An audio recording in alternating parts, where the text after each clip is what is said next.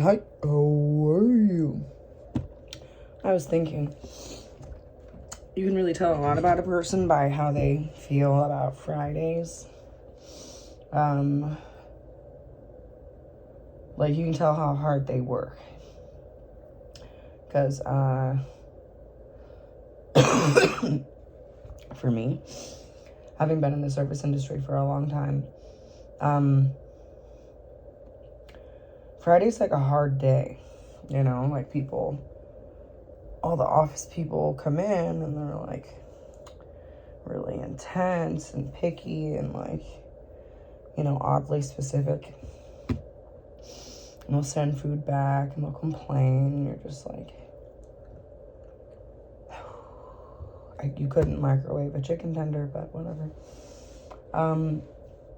And then it's those people that like want to go out and get drunk and pay for Ubers and pay for all these different services and things. And I just have never really like understood that culture very much.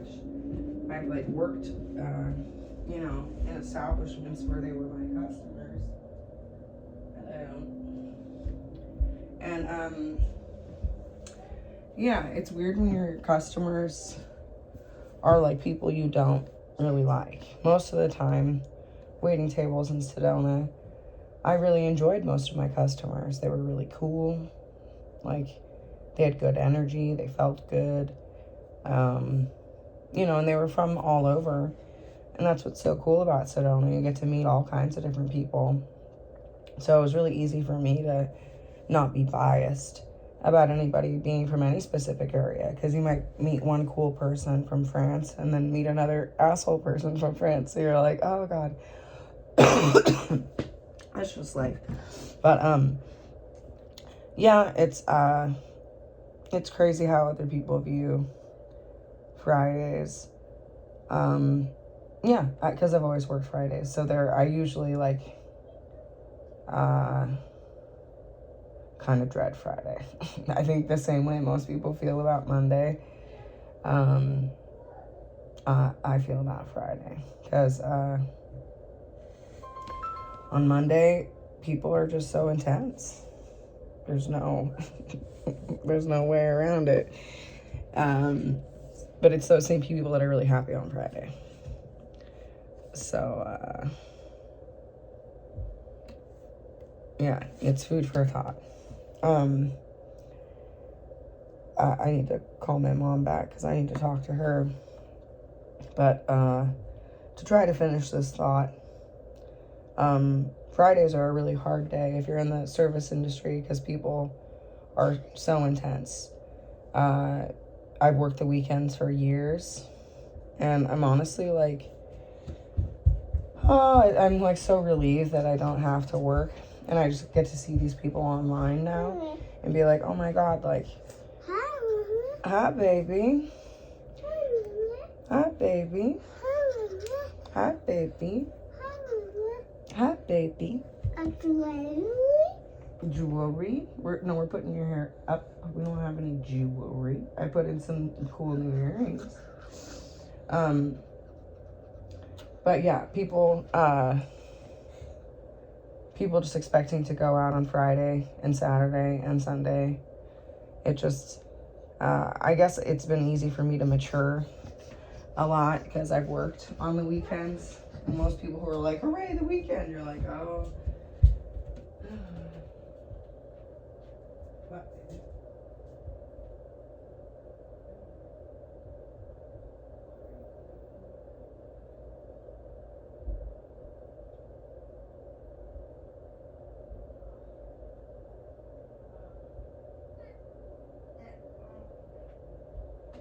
Anyway, I'm tired. And me 10 years ago, no, at 25, I was starting to be like, this shit's fucking gay.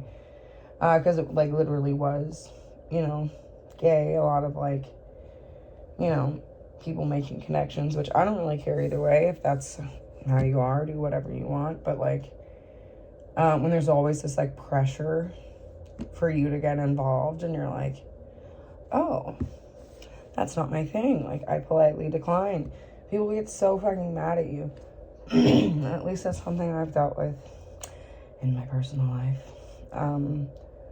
So, yeah. Just shout out to the people that are waiters. Because the waiting world is very different. I definitely want to make, content giving tips. I saw a video saying, like, does providing better service actually result in better tips? And I'm just, it's taken me like a whole day to sit and be like, wow, these kids really don't understand. But maybe they had really rotten dynamics at home. The more stuff that I watch, people say really nasty things and they feel emboldened to do that, and it just makes me like, ew. Okay. A very weird standard has been set. So let's try to correct things a little bit, because I come from a fine dining background. That's where I've done the majority of my work. Fine dining, events, catering, stuff like that. And it's just shocking to me to see how people act and choose to conduct themselves. Yeah, especially on the weekend. And now that I'm not actively waiting tables, I would like to start waiting tables, but if the people's behavior is so crazy, I probably would be written up, because it's just a lot of kids, a lot of the old timers. Like, anyone that's really good is going to work at one of the few really good restaurants, and most of the waiters aren't lifers, so they're not going to have the same level of attention to detail that someone that's used to fine dining is accustomed to.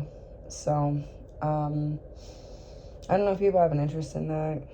I'm sure they do. Everyone wants to make money, and that's how I've made money. And people, when I was in high school, I remember I made that first year after I graduated, I was working a lot. I'd been working after school and weekends.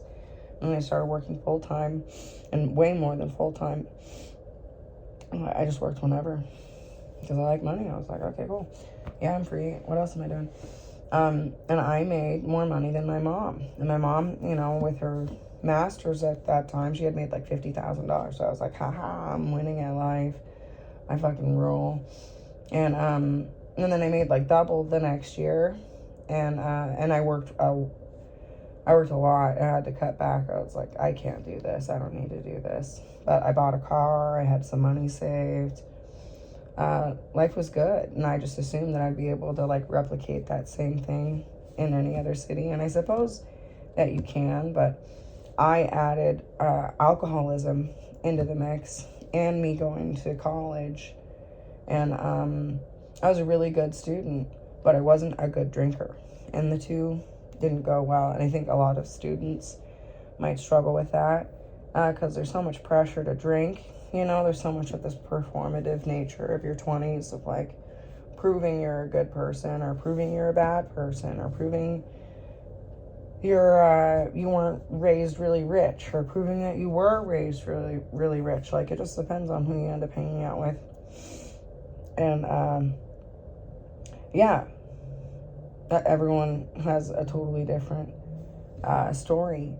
But at least for me, growing up around rich people and in the service industry, having made a good amount of money, I know that there's so much value to being able to tolerate people's unusual behaviors and when to say something.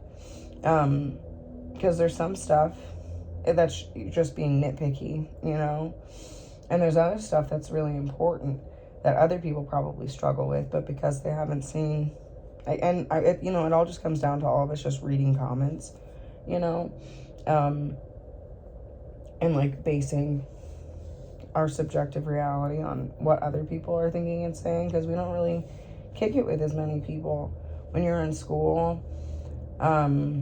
you know, when you're at work, you're interacting with a lot of people, but at school, for a kid, that's like the most people you'll probably ever interact with in your life on a daily basis.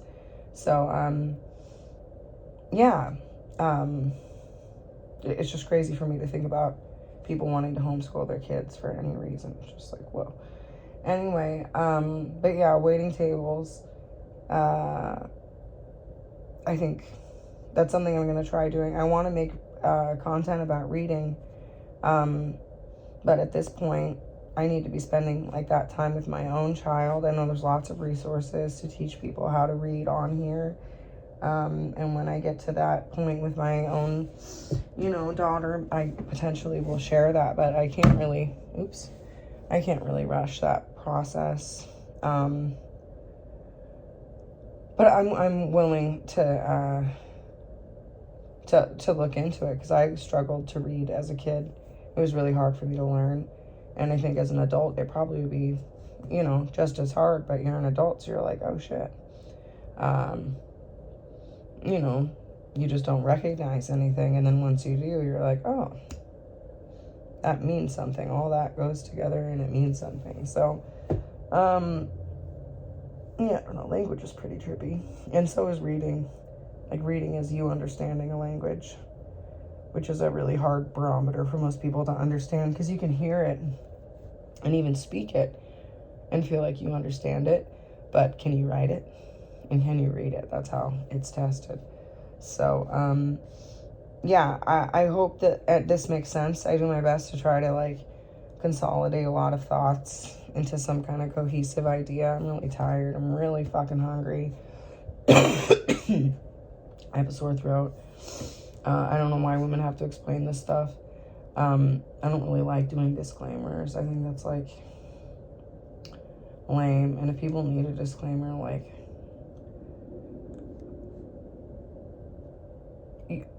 you just, like, haven't kicked it with a lot of people, I guess. It's just, like, sheltered, homeschooled kids.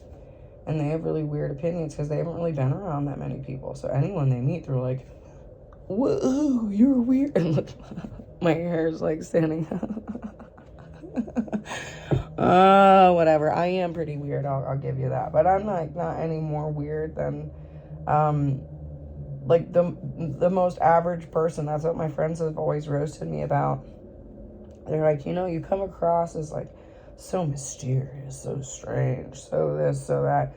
And you're, like, fucking so boring. You want to eat the same stuff all the time. You want to, like, drink the same drinks. You just like to drink water. You give everyone a hard time about all the stuff that they do. Like, you suck. You're so boring. And, like, it did bother me to get that feedback, you know. No one wants to be perceived as boring, especially when you put I used to dress so nice. I used to put so much effort. Not really. I loved shopping. And I did put a lot more effort into things. People always say you try so hard. And I thought that was a weird thing to say. But yeah, that's just, like, people say really odd things. But it's good to try hard. Who else is going to? It's your life. So yeah, if I can teach Gen Z how to be, like, good at customer service, I think that will benefit everybody. Because I come across kind of like, I don't know how I come across to other people, but maybe I come across mean, or, like, aggressive or abrasive. I don't want to. I want to come across, you know, nice, friendly, fun. Because I am. But I don't, like, there's just way too much, like, loosey-goosey.